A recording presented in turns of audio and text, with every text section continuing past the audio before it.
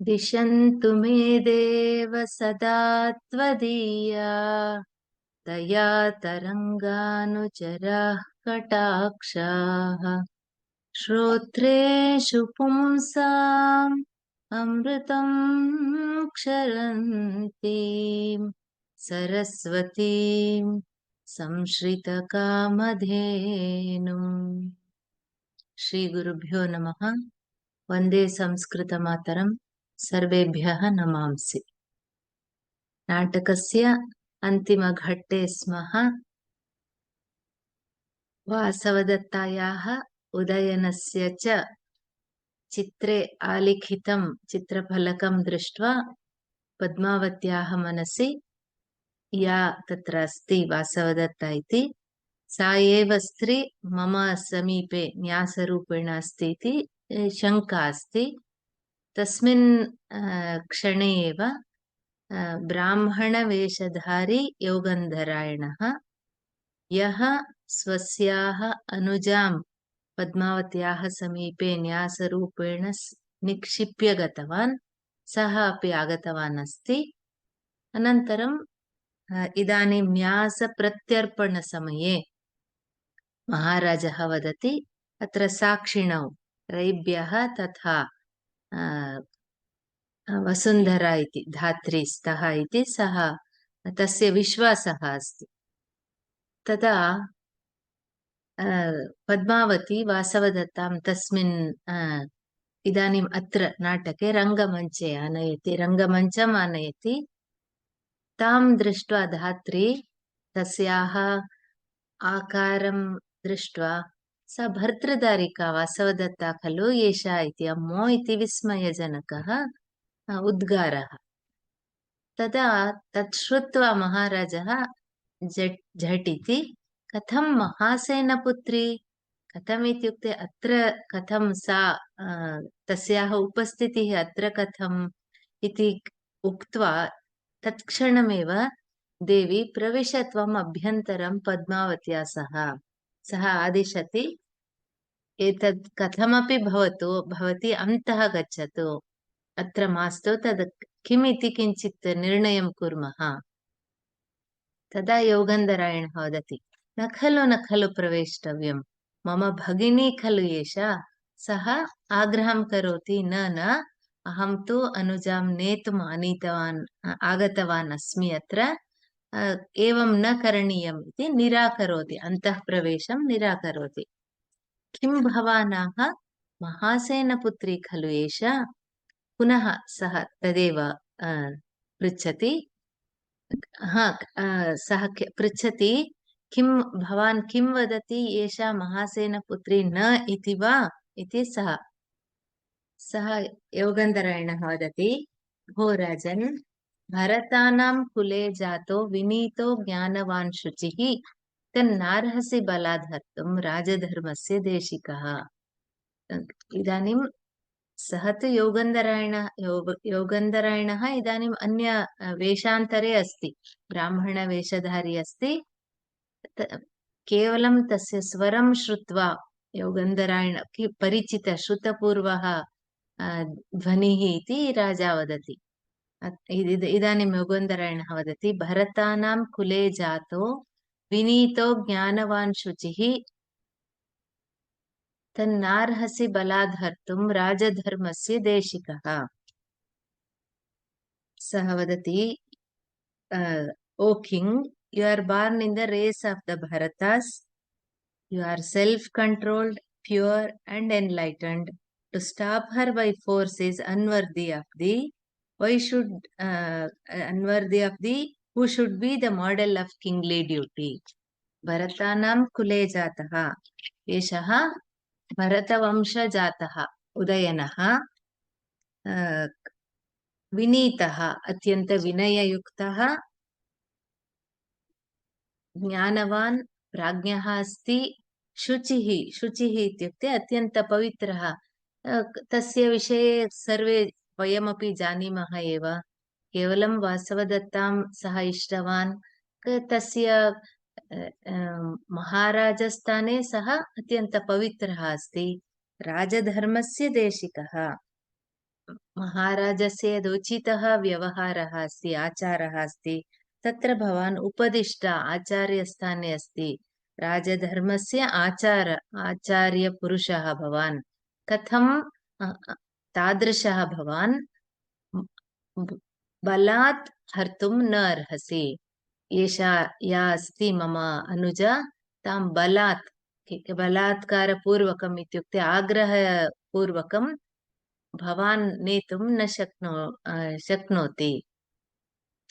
तदा राजा वदति, भवतु पश्यामस्तावत् रूपसादृश्यं संक्षिप्यतां जवनिका। अस्मिन् क्षणे यदा योगन्धरायणः अपि आग्रहं करोति, किन्तु धात्री राजपुत्री इति वदति, इदानीं महाराजस्य मनसि अपि शङ्का उत्पद्यते। अतः सः वदति, पश्यामः तावत् रूपसादृश्यं। किमर्थम् अस्मासु एव विवादः, निर्णयः भवतु, रूपसादृश्यं पश्यामः। जवनिका संक्षिप्यतां जवनिका। संक्षिप्यताम् इत्युक्ते अपवार्यतां। जवनिका the curtain or the veil, तस्य तिरस्कारिणी इत्यपि नाम अस्ति। संक्षिप्यताम् इत्युक्ते तद् अपनीयतां, लेट् दट् बि रिमूव्ड्। तदा योगन्धरायणः, अस्तु, नाटकम् एतावत् पर्यन्तं कृतम्, इदानीं नाटकस्य अन्तिम अङ्के अस्मि, एतत् समापयामि इति निश्चित्य, जयतु स्वामी इति महाराजं नमस्करोति। वासवदत्ता अपि नमस्करोति, जयतु आर्यपुत्रः। अये, असौ योगन्धरायणः, इयं महासेनपुत्री। महाराजस्य तु सत्यम् आश्चर्यं भवति। अन्येषां भवति वा न जाने, तस्य तु महान् आश्चर्यः एव। तदा अतः सः वदति, असौ योगन्धरायणः, एषः, दिस् इस् नन् अदर् देन् अवर् योगन्धरायण, अण्ड् इयं महासेनपुत्री, दिस् इस् मै वासवदत्ता। पुनः पितुः नाम एव स्वीकरोति, महासेनपुत्री। किन्नु सत्यमिदं स्वप्नः, सा भूयो दृश्यते मया, अनयाप्येवमेवाहं दृष्टया वञ्चितस्तदा। सः न विश्वसिति, यतः पूर्वं समुद्रगृहे वासवदत्तायाः स्पर्शः अभवत्, तथापि सा तत्र नासीत्। अतः महाराजस्य मनसि पुनः पुनः तद्विषये शङ्का उत्पन्ना अस्ति। किन्नु सत्यमिदं स्वप्नः, सा भूयो दृश्यते मया, अनयाप्येवमेवाहं दृष्टया वञ्चितस्तदा। Is it reality or but a dream that I see her once again? That last time too I saw her thus and was nonetheless deceived. किं नो सत्यमिदम् अथवा स्वप्नः। इदम् इत्युक्ते यत् अहम् अग्रे पश्यामि, निकटे समीपे एव या स्थिता अस्ति, किं सत्यमिदं, किं नु इति, दट्स्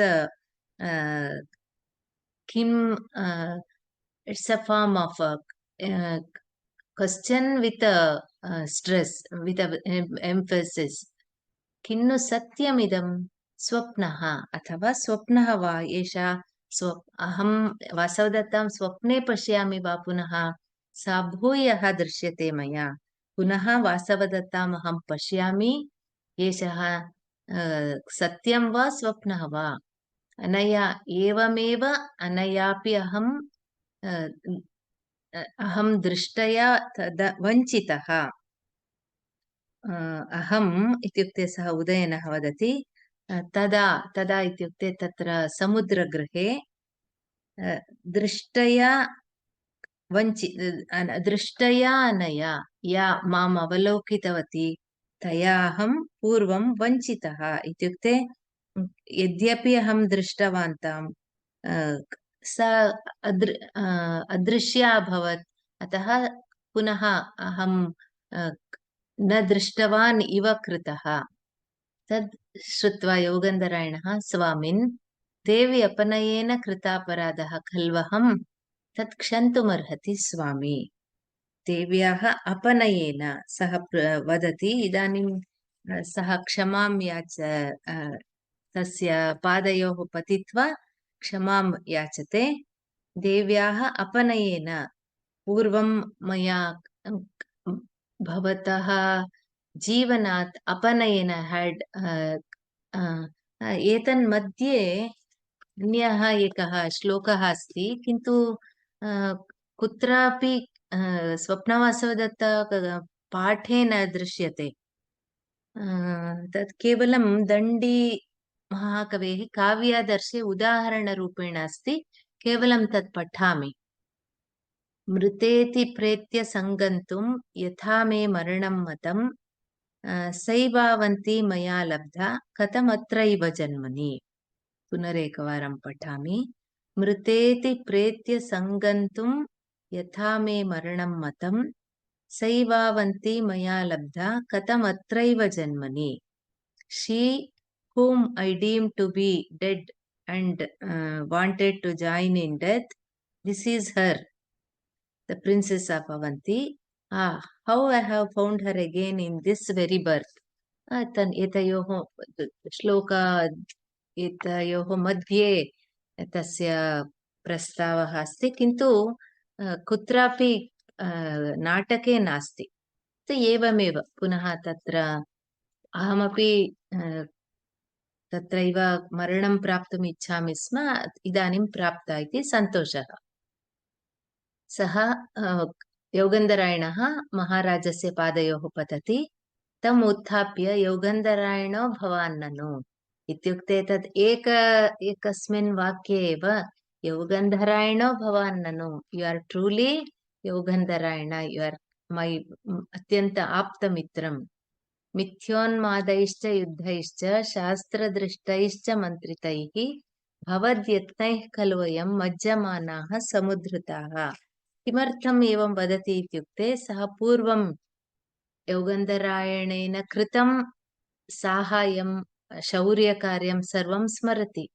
किं कृतवान् सः? यदा महाराजः उदयनः कृतक गजव्याजेन तत्र उज्जयिन्यां सः बन्धितः आसीत्।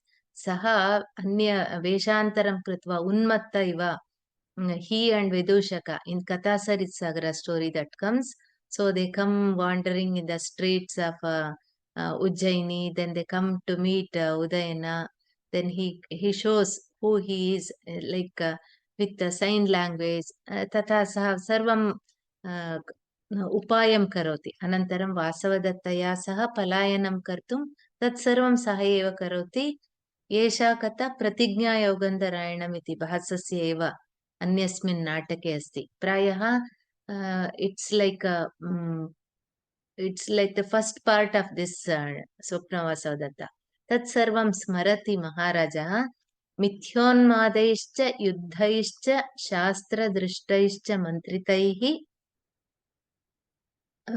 भवद्यत्नैः खलु वयं मज्जमानाः समुद्धृताः।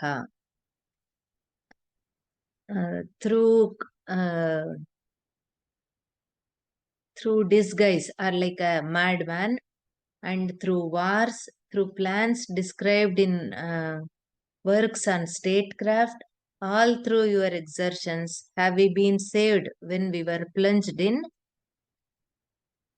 distress, in deep distress. मज्जमानाः वयं विपत् समुद्रे वयं निमग्नाः तस्यां परिस्थितौ मिथ्योन्मादैः भवान् कथं विभ्रमं मत्तः इव नटित्वा, अनन्तरं युद्धैः, तदा युद्धमपि प्रायः तत्र ये निवारितुम् आगताः तैः सह युद्धमपि अभवत्। शास्त्रदृष्टैः इत्युक्ते शास्त्रम् इत्युक्ते अत्र राजनीति प्रोक्तैः मन्त्रितैः गुप्तमन्त्रणैः मन्त्रालोचनम् एतैः भवद्यत्नैः अत्यन्तप्रयासं कृतवान् भवान्, एवं सर्वं कृत्वा मज्जमानं माम् उद्धृतवान्। यु हाव् सेव्ड् मी इन् आल् टैम्स् आफ् डिस्ट्रेस्। निस्संशयं भवान् मम साहाय्यमेव कृतवान् एतावत् पर्यन्तम्, अतः योगन्धरायणः भवान् ननु इति वदति। तदा योगन्धरायणः स्वामी भाग्यानाम् अनुगन्तारो वयम्। सः वदति स्वामी भाग्यानाम् अनुगन्तारः वयम्।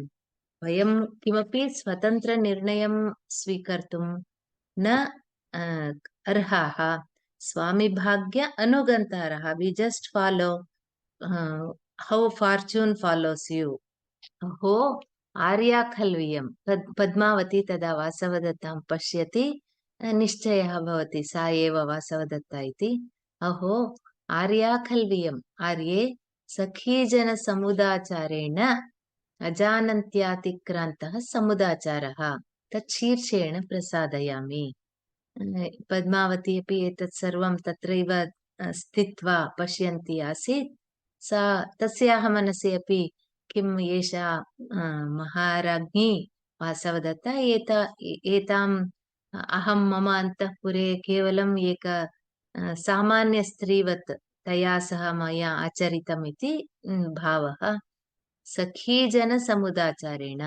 सखी इत्युक्ते चेटी अपि भवति अथवा सखी समाना इति मत्वा अजानन्त्या अहम् अज्ञानेन अतिक्रान्तः समुदाचारः।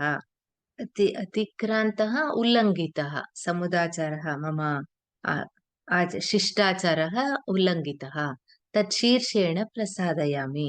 अतः नमस्करोमि इति प्रसादयामि इति अनुनयामि।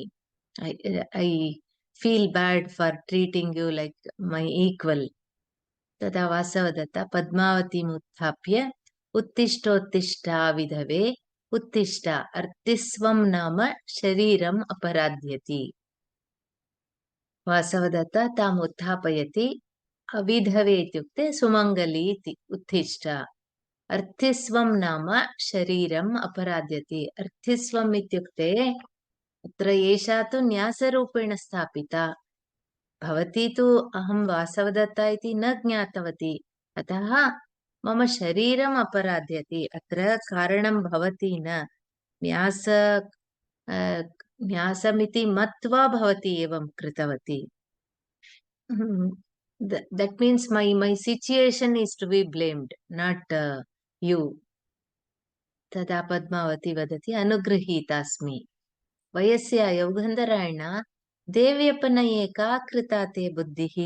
महाराजः ज्ञातुमिच्छति। अस्तु भाग्यानुगन्तारः इति उक्तवान्, किन्तु देव्यपनये to keep her away from me का कृता ते बुद्धिः। What made you do this. किमर्थम् एवं सर्वं कृतवान् इति पृच्छति। पुनः सः वदति कौशाम्बी मात्रं परिपालयामि इति। Kaushambi is his capital. Kaushambi परिपालनं my whole and soul aim was to get back Kaushambi.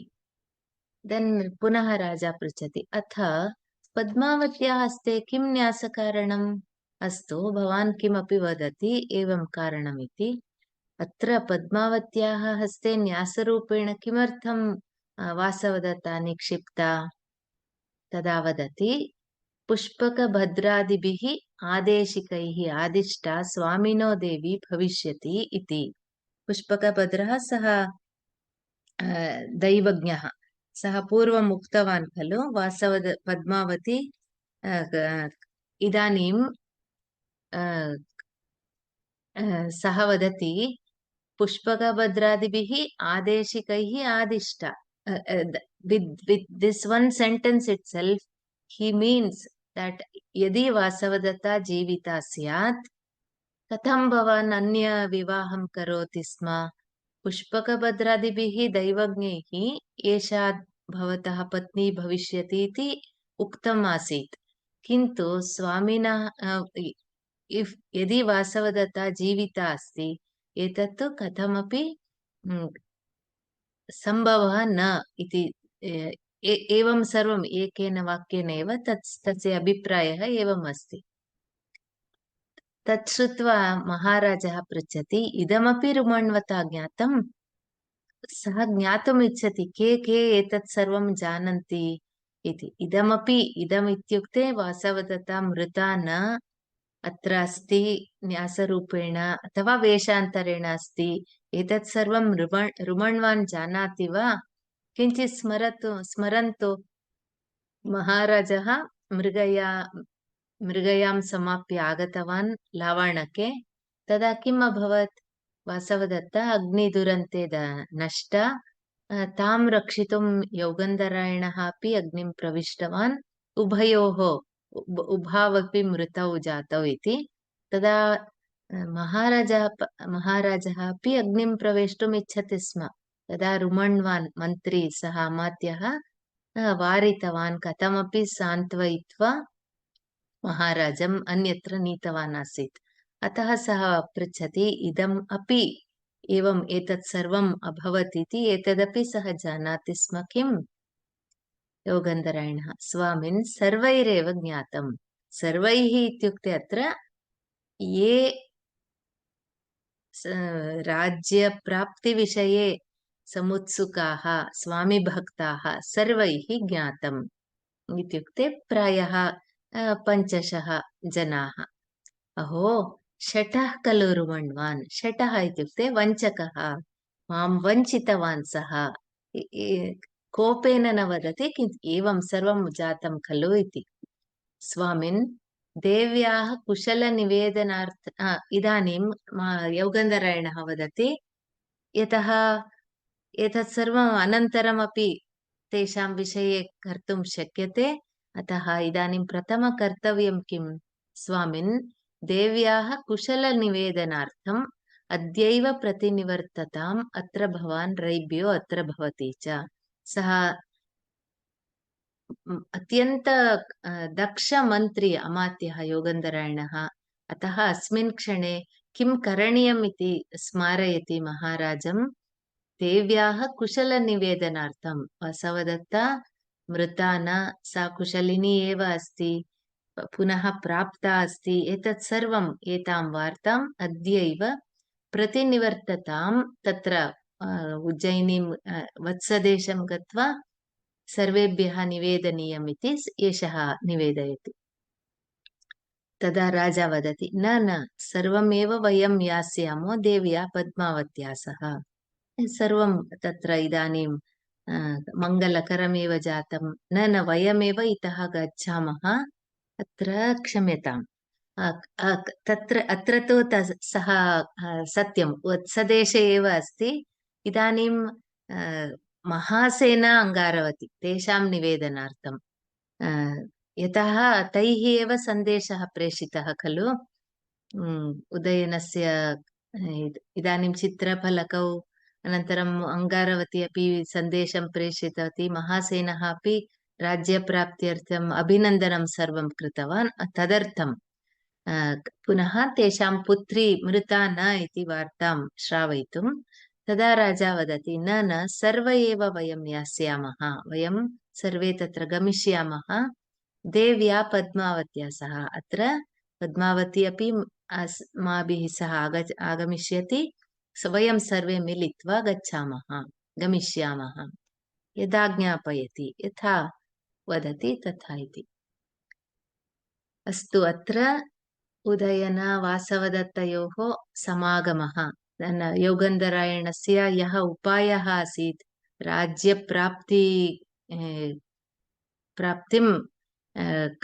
प्राप्त्यर्थं तत्सर्वम् अत्यन्त यथा निश्चितं तथैव अभवत्। अतः सर्वं सम्पन्नं। नाटकस्य अन्ते सामान्यं भरतवाक्यम् इति भवति। भरतवाक्यम् इति तत्र this can be like one salutation to the sage who is the founder of this art and science of dramaturgy, or it can be a final benedictory verse. Usually nataka is a chakshusha yajna, दृश्यकाव्यम् इति उक्तवती। यथा यज्ञस्य अन्ते सर्वं मङ्गलकरं प्रार्थनाः verses भवति, बेनेडिक्टरी verses will be there, तथैव एषः अपि एकः यज्ञः इव, चाक्षुषयज्ञः, वेर् पीपल् तेषां मनोरञ्जनमपि भवति, शिक्षणमपि भवति। लोककल्याणार्थं, लोककल्याणम् इत्युक्ते नाटकस्य उद्देशः कः इति पूर्वमेव अस्माभिः ज्ञातम्। अतः तस्य तादृशस्य यज्ञस्य प्रार्थना मङ्गलं भवति। नो चेत् कदाचित् किं भवति, महाराजस्य इदानीं यदि राजा प्रत्यक्षदेवता इति उच्यते, यदि महाराजः क्षेमकरः अस्ति, जगत् सर्वं तत्र मङ्गलं भवति इति तथापि अस्ति। अत्र भरतवाक्यं usually that will be uttered, that will be recited in chorus. All actors, they come onto the dais, they salute Bharata Muni. इमां सागरपर्यन्तां हिमवद्विन्ध्यकुण्डलां महीम् एकातपत्राङ्कां राजसिंहः प्रशास्तु नः। इमां सागरपर्यन्तां हिमवद्विन्ध्यकुण्डलां महीम् एकातपत्राङ्कां राजसिंहः प्रशास्तु नः। May our Rajasimha, lion-like king, rule over the sea. Atra Himalaya and Vindhya, they are like his Kundala ityukte. Literally, we need not take that. They are like his ornaments. And Ekatapatra, that is the royal insignia, that umbrella. Ekatapatra, adorned with the ear chains like Himalaya and Vindhya. It's too literal. So may he enjoy this vast land. Tatha etasi. That is this umbrella, solitary, his sovereignty. Sagara paryantam, sagara seema, tatra Himalaya, asetu Himachalam iti vadamaha. Himalaya, sagara paryantam, sagaram eva seema युक्तां हिमवद् विन्ध्यकुण्डलां, Himalaya Vindhyachal एव तस्य कर्णालङ्कारौ तादृशाम् एकातपत्राम्, एकछत्रम्,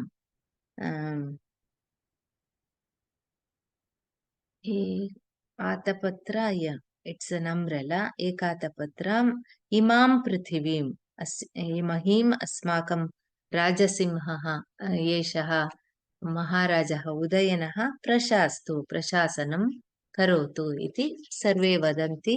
एतेन नाटकस्य समाप्तिः भवति। इदानीं स्वप्नवासवदत्ता नाटकं सम्पन्नम्। बहूनां कुतूहलः आसीत्, किं भविष्यति, वासवदत्ता एव वा सा इति। षष्टिसंवत्सरः तदनन्तरं करोमि।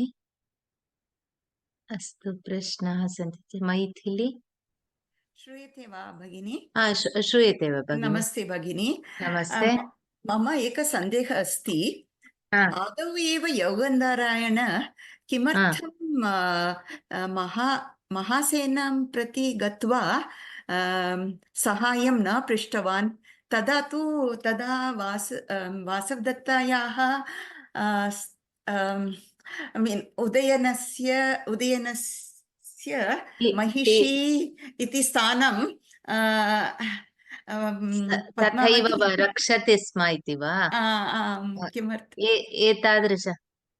पश्यतु भगिनी, जीवने इदानीं वयं रामायणं स्वीकरोतु। 14 वर्षाणि अथवा रामस्य पराक्रमं किञ्चित् स्मरतु। किमर्थं रामः इतः एव, अयोध्यातः एव रामबाणं तत्र रावणं प्रति न कृतवान्? बहु एतादृशप्रश्नाः बहु भवन्ति। किन्तु अत्र कवेः उद्देशः, यः कोऽपि भवतु, सः महाराजः वा भवतु, पराक्रमी वा भवतु,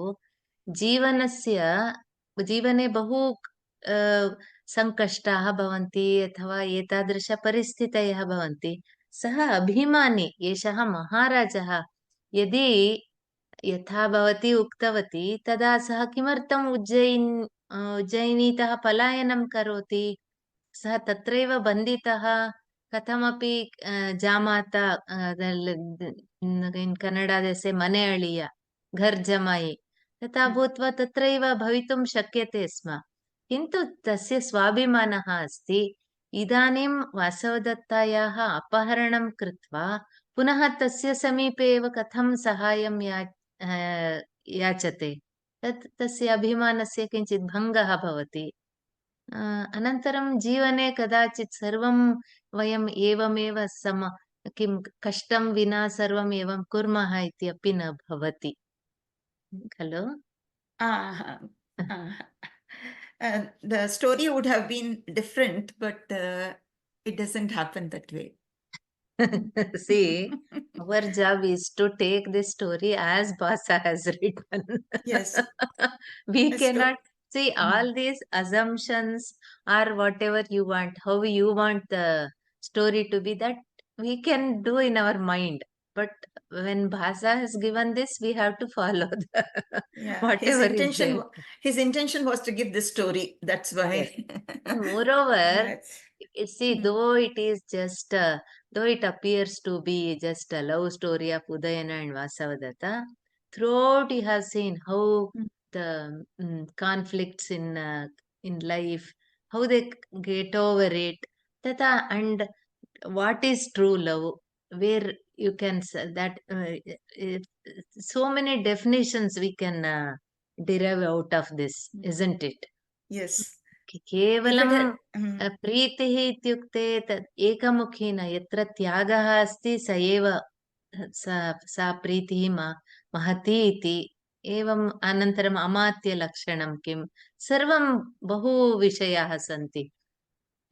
Usually the best comes when person undergoes lot of difficulties. जीवने सर्वं यदा सुखमयं भवति, मनः अपि किमपि कार्यं न करोति. Necessity is the mother of invention इति वदामः खलु. He has to face the challenges and come out of it. Yes. Yeah, that's Dhanyavada Bhagini. Narayana Swami. Namaste. Namaste. This is the second play I am attending with you. First one was this. Madhyama Vyayagava. No, the other one. First one. Malavi Kagnimitra. No, that is also Basa's Pratibha Natakam. Pratibha Natakam, actually we knew the story there. So although Bhasa told us the story in a very interesting way, we know the story, but here we don't know the story. So every day here was like a suspense thriller. And actually, I don't know how many people in the class would agree with me, or whether you yourself agree with me. I think the characters among the people, I actually have come to like Padmavati's character a lot. Yes. Because in some ways you can think of her as having been cheated. You know, she might think, okay, this man cheated me, this woman cheated me. But she actually has come out with a lot of dignity. Yes. And finally accepted the world as it exists. I think she also saw the larger purpose for which all this has been done. Yes. And the contact of the king is also very noble. King finally forgives the minister. You know, I work with a lot of senior civil servants, IAS officers. So if this had happened in the government in India now, the IAS officer would have been suspended by now. So he was so kind to the minister. And he also jokes also finally, oh, that fellow knows it already. Shataha. You know, actually there's a lot of humor. I like humor in play in general. So there's a lot of humor. And also one more thing I noticed, my father was a great authority on Greek literature, Greek and Latin literature and Sanskrit also. So I have read some Greek tragedy when he was a professor. He used to bring those books home. As I mentioned in Pratibha Natakam feedback to you also, there is no Greek author like Bhasa. Bhasa is unbelievable. There is no similar Western author, playwright at all like him. Now, one thing I noticed here is he doesn't stretch the play at any stage. Yes, that is very important. Yes. Very, very concise, and where description is needed, very beautiful description he does. So I really like the play. So I'm very, grateful to the Almighty for having sent me to you again as a student. Thank you very much. Dhanyavada, Madhya. I think next week we can just have one class for revision, and later, like whoever wants to share their experience on the characters and the drama, I request all of you to speak on that day, because like how you have viewed this Nataka, or what is the speciality of this. So whatever, just as you told about Padmavati, the same thing can be shared, I think, I'll do that. on Yes. Thank you. Wednesday. ಧನ್ಯವಾದ ಮಹೋದಯ. ಕಿಶೋರ್ ಆಚಾರ್ಯ. Can you hear me? Yes, sir. The reason I just want to know about the grammar of the word Vaideha Rajaputra. So my understanding is Vaideha Rajaputra basically means Videha Rajaputra. According, it's a Suddhitanta Padam. Yes. It is Videha Rajaputra. Is that correct? न विदेहस्य Rajaputra. इदं वैदेहं भवति. यथा सीतायाः विदेह Is Vaidehi. प्रान्तस्य विदेह वैदेही भवति, तथा प्रायः अत्र उदयनस्य मातुः विषये अत्र न उल्लिखितः. मातुः नाम प्रायः वैदेही इति भवति वा, अथवा विदेह प्रान्तस्य एषः वा, तथा उभयथा भवति. So it's because of both. That it could be the either mother was Vaidehi, yes. Or it's from the kingdom of Videha. Yes. Shankari. Namaste Bhagini. Namaste. अमात्यानां विषये महोदय उक्तवान् किल, देवी महात्म्ये कस्य विषये भगिनी? कस्य विषये? अमात्यानां विषये IAS ऑफिसर् चेत् इदानीं फैर् भवति इति उक्तवान् किल. न किं पदम् उक्तवती भवती? अमात्यः न वा मन्त्री? अमात्य. अस्तु, it was not heard properly. अस्तु वदतु. देवी महात्म्ये एवं राजा वणिक् एवम् आश्रमम् आगच्छतः तदा तत्र तु महाराजस्य मन्त्रिणः स्वजनैः एव महाराजः क्षिप्तः भवति राज्यात्. तादृशमन्त्रिणः अपि आसन्.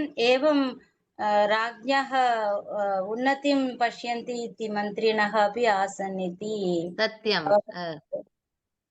तत्र अत एव तत्र अर्थशास्त्रे कौटिल्यः अथवा चाणक्यः कथं मन्त्री कथं भवेत् इत्येव बहुविध प्रधानमात्यः कथम् अन्ये सर्वे भवन्ति खलु, तेषां ते कथं तैः कथं भवितव्यम् इति बहुधा तत्र उल्लिखति.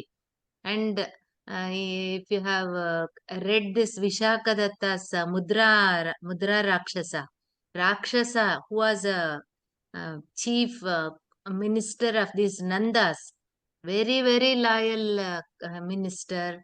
Even that is a very, very beautiful drama, Mudra Rakshasa. There he is ready to sacrifice. He does so many plans to protect that kingdom. They are all useless kings, Navanandas. To protect that kingdom, he is ready to do. He is ready to go to any extent. But finally, it is Chanakya's this thing. And then Chanakya wants that such a minister to be the minister of Chandragupta also. So भवत्याः मुखतः तन्नाटकमपि श्रोतुं भाग्यं भवेत् अस्माकं. पश्यामः. योगन्धरायणः इति नाम तस्य अर्थः अस्ति वा? अत्र युगन्धर इति शिवस्य भवति. युग इत्युक्ते युग actually is that flow, that what's that yoke. So तदपि अस्ति. युगम् इति एतस्य इदानीं स्थिति शिवः लयकारकः सामान्यतः. इत्युक्ते सर्वं धरति इत्यपि भवति. युगन्धर इति शिवस्य योगन्धरायणः तथा तस्य तस्य अयम् इति अपि भवति, शिवपुत्रः इत्यपि भवति, एवम् अथवा केवलं नाम इति तथापि भवति। पुनः वासवदत्तायाः दर्शनेन महाराजस्य तावदाश्चर्यं तादृशं किमपि न प्रदर्शितम् इति अहं चिन्तितवती, शाक् भवति तस्य। तदेव पश्यतु, अहं किं करोमि, भासः तत्रैव मध्ये योगन्धरायणः तस्य कर्तव्यं स्मारयति, अस्तु गच्छामः इति, तत्सर्वं अस्माभिः सन्तोषप्रकटनमेव न दृश्यते। वासवदत्तायाः राज्ञः सन्तोषप्रकटनमेव न दृश्यते सामान्यतया। भवती एकं कार्यं करोतु, पुनः तद्दृश्यं पठित्वा एकनिमेषः वा अथवा यथा भवती इच्छति तावत् पर्यन्तं तयोः मध्ये किं जातम् इति भवती कल्पनां करोतु। भरतवाक्यम् अहं बहु इष्टवती। एतादृश भरतवाक्येन अस्माकं भारतदेशस्य सीमा वैशिष्ट्यं विशिष्य हिमपर्वतः विन्ध्यपर्वतः कुण्डले इति चिन्तनं सर्वं बहु सम्यक् अस्ति। अम्बायाः कुण्डले भवतः इति। धन्यवादः भगिनी। धन्यवादः। अनन्तरं सर्वदा श्वेतछत्रस्य उल्लेखः अपि भवति, that white umbrella. White signifies purity. That means without any violence, how peace can be established. बहु तत्र साङ्केतिक अर्थाः भवन्ति। यशसः अपि वर्णः किल? सत्यं, कीर्तिः धवलच्छाया इत्येव भवति। धन्यवादः। राम महोदय। नमस्ते। नमस्ते महोदय, किं वदति अद्य? In this act, for the first time, we are told that Kaushambi is the capital of Vatsaraja. And Kaushambi, even today, there is a place called Kaushambi about 50-60 kilometers from Prayagraj, from Allahabad. Yes, sir. So I was wondering whether the present Kaushambi is the same as the Kaushambi of Bhasa.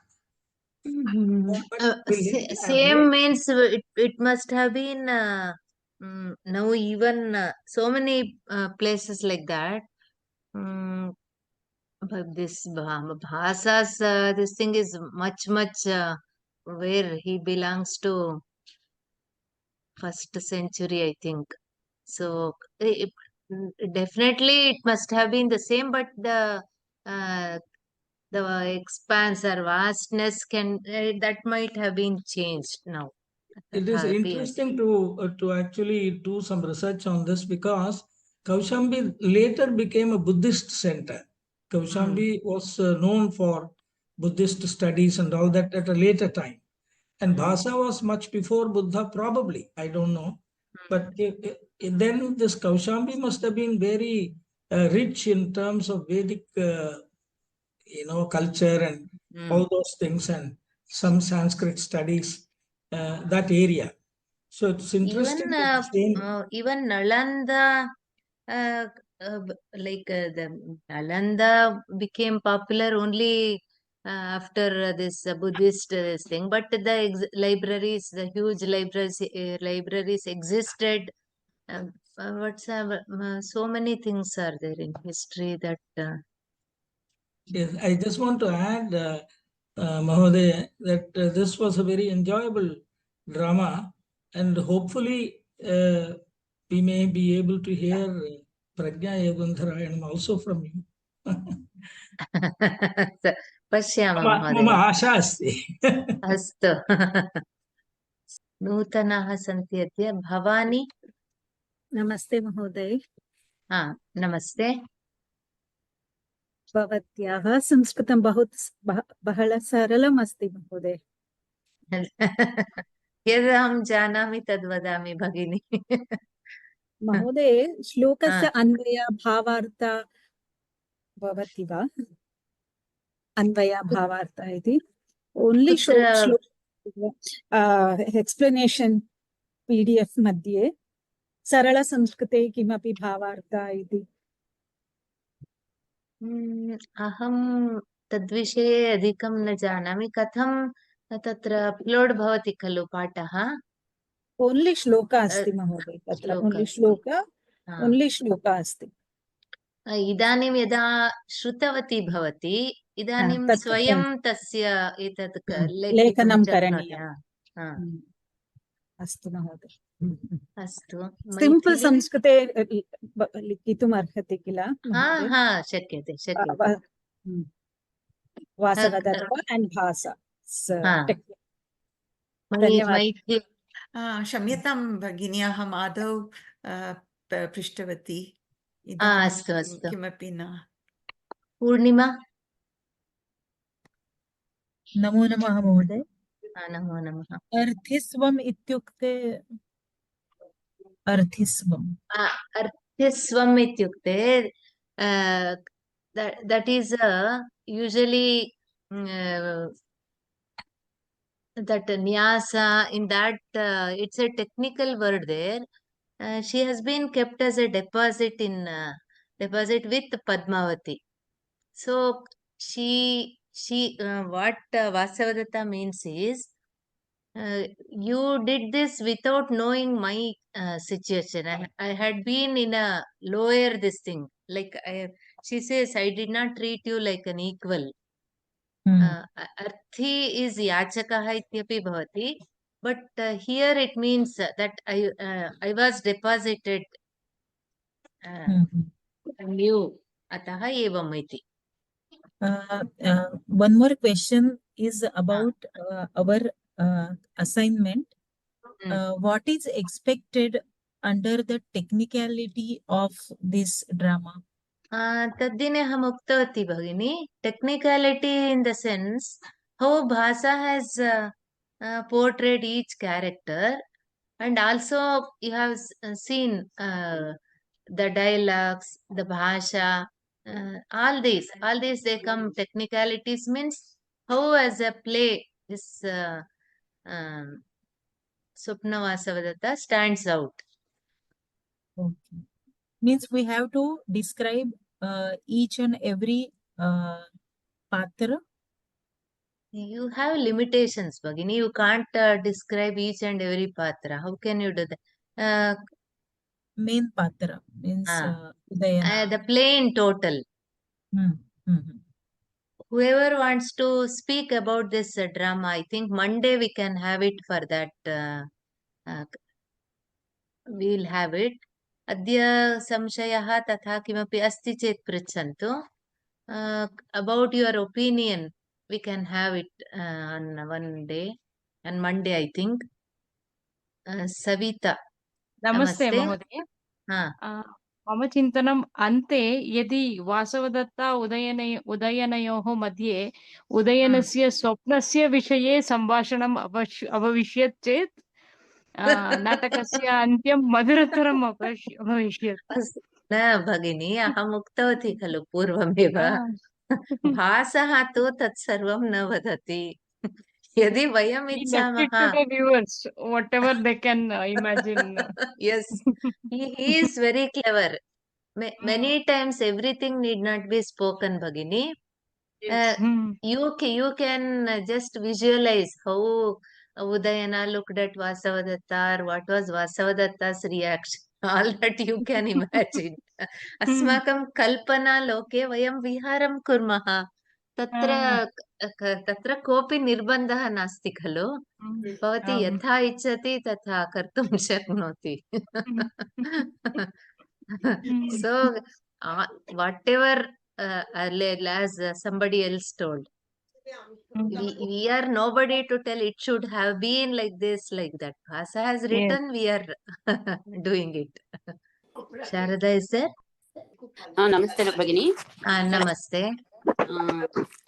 I'm having a doubt that is Ramanavan also janati iti Raja pruchati tada Yoganarayanah sarve api jananti iti uktavan kila. I'm having a doubt whether Mahasena also and her father-in-law also know that. No. Okay. Let us not Dante told that that's why they sent Dhatri and iti aham chintayami. यदि भवती चिन्तयति अस्तु तथैव भवतु.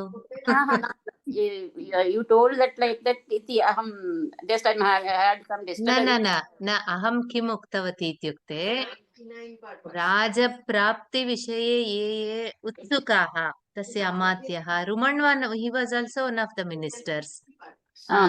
Only see किमपि अस्ति मन्त्रालोचनं षट्कर्णैः it should not go beyond षट्कर्ण 6 years. That means 3 people. Maybe it is Rumanvan, Yogandarayana and Vasavadatta, because any such stately secret cannot be shared with everybody. Not, I doubt that, Mahasena. Aham chintayami. You told that this is the reason for Dhatri and that Raibhya came that time, at that time only, like that you told. Janati iti uktavati va? And I thought like that. You may not tell that. But I have. No. He has been, both Angaravati and Mahasena, they are very great in their own way. They have forgiven. Tha uktavati prayah ahamapi पुनरेकवारं किञ्चित् अहमपि पुनरेकवारं श्रुत्वा सोमवासरे पृच्छामि. अस्तु सोमवासरे एवं कुर्मः. ये नाटकस्य विषये वक्तुम् इच्छन्ति किञ्चित् सिद्धतां कृत्वा भवतः अभिप्रायः कः नाटकस्य किमर्थं भासस्य स्वप्नवासवदत्तमेव अति प्रमुखं नाटकेषु तत्सर्वं तद्दिने वयं चिन्तयामः. धन्यवादः. अस्तु. प्रतिज्ञायोगन्धरायणः अपि भवति एव.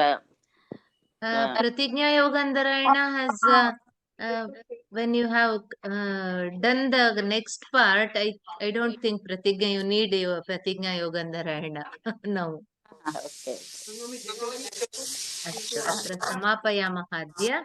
पुनः सोमवासरे यदि संशयाः सन्ति, प्रायः न सन्ति इति मन्ये, but those who want to speak about the drama सर्वेषां स्वागतम् अस्ति. तद्दिने परीक्षा विषये अथवा असैन्मेंट् विषये वक्तव्यं तदपि वदामि. अस्तु वा? समापयामः. सर्वे भवन्तु सुखिनः, सर्वे सन्तु निरामयाः, सर्वे भद्राणि पश्यन्तु, मा कश्चित् दुःखभाग् भवेत्. ओम शांति शांति शान्तिः. धन्यवादाः. सोमवासरे पुनर्मिलामः.